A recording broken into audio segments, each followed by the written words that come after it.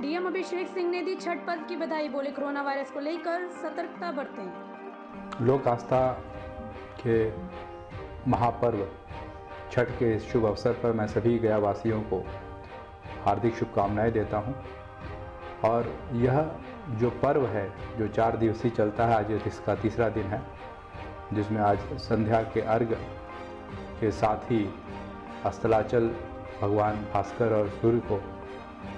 छठ व्रतियों द्वारा अर्घ्य दिया जाएगा, पूजा की जाएगी एवं कल सुबह उगते हुए सूरज को पुनः अर्घ्य देकर इसकी समाप्ति की जाएगी। यह जो पर्व है यह अपने आप में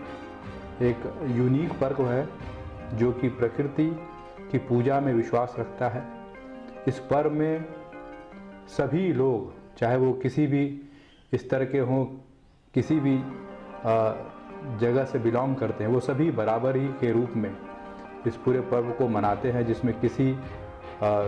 मिडिल मैन या किसी व्यक्ति की पूजा कराने की आवश्यकता नहीं होती है। लोग सीधे छठी मैया और भगवान भास्कर की पूजा करते हैं। यह बिहार के एक गौरवशाली संस्कृति को भी दिखाता है और यह भी दिखाता है कि किस तरह से यहाँ पर इतने मुश्किल परिस्थितियों का सामना करते हुए भी लोग आगे बढ़े हैं। और इस छठ पर्व में भी यह दिखाता है कैसे 36 घंटे निराजल व्रत रखते हुए छठपति अपने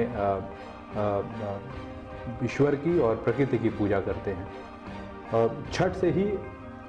एक संदेश यह भी जाता है समाज को कि अगर हम चाहें अपनी इच्छा शक्ति से तो हम अपने आसपास और अपने दैनंदिन जीवन को भी हम बदलने में कामयाब हो सकते हैं। इस छठ पर्व के दौरान काफ़ी बड़ी संख्या में लोग बाहर से भी अपने घरों पे आते हैं और पूरा बिहार और पूरा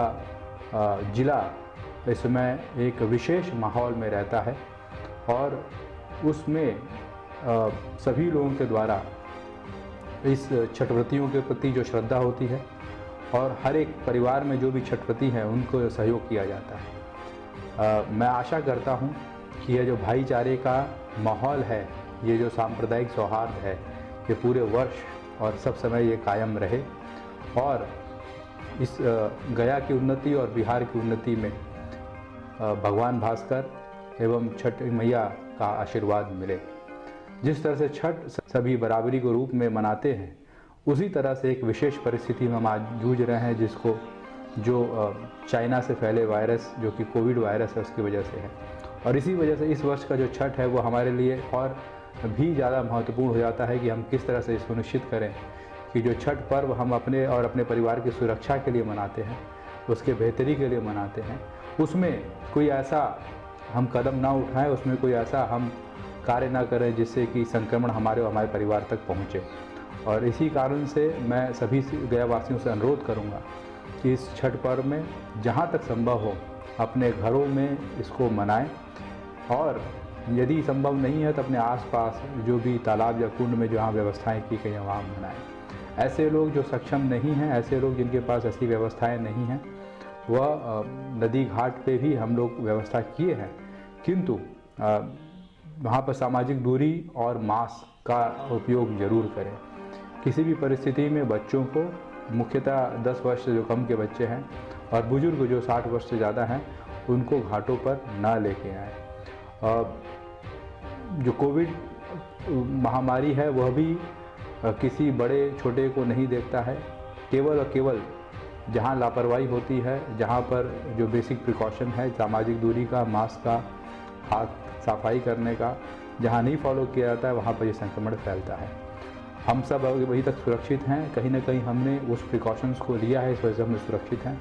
मैं चाहूँगा कि जिस तरह से गया ने कोविड महामारी के विरुद्ध लड़ाई लड़ी है अभी तक, वह लड़ाई आगे भी जारी रखनी है जब तक कि वैक्सीन हमारे पास नहीं आता है। और इसी कारण से मैं पुनः सभी गया वासियों से अनुरोध करूँगा कि इस वर्ष जो छठ है वह पूरे सावधानी के साथ, सुरक्षा के साथ और जो दिशा निर्देश दिए गए उनके आलोक में ही मनाएं। मैं इसी के साथ अनुरोध करूंगा अपने सभी भाई बंधुओं और बहनों से जो बाहर से आए हैं, इस समय अपने घरों पर आए हैं। यह एक अपॉर्चुनिटी है बिहार में और सभी जिलों में और खासकर गया जिले के सभी हॉस्पिटल्स में कोविड टेस्ट की पर्याप्त व्यवस्था है। आप ज़रूर टेस्ट कराएं अपना, और जब भी आपको मौका मिलता है, और ये ज़रूर देखें कि आप किसी न किसी कारण से संक्रमित तो नहीं हैं, और अगर कोई संक्रमण है तो तुरंत उसका इलाज का भी, हाँ, निःशुल्क इलाज और निःशुल्क टेस्ट की व्यवस्था है। ये छोटे छोटे स्टेप्स से हम सुनिश्चित कर पाएंगे कि हम अपने और अपने परिवार को, और हम सभी कहीं ना कहीं अपने परिवार के लिए जीविकोपार्जन करते हैं,